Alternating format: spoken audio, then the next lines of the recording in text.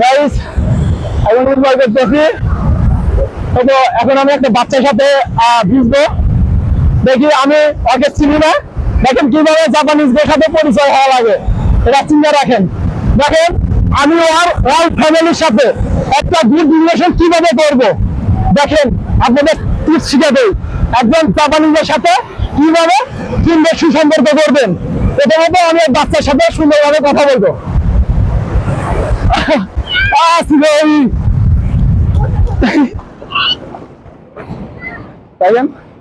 নামায় নাম দেশকা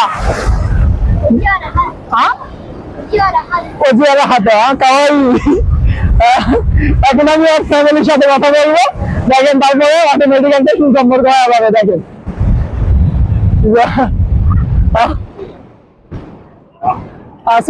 কাজে দেশকা কাজে দেশকা ও মাশাআল্লাহ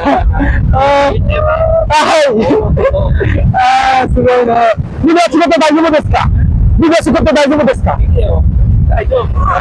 আরিগাতো গোজাইমাসু নিয়জন দেশকা ও সুগই ঠিক আছে তো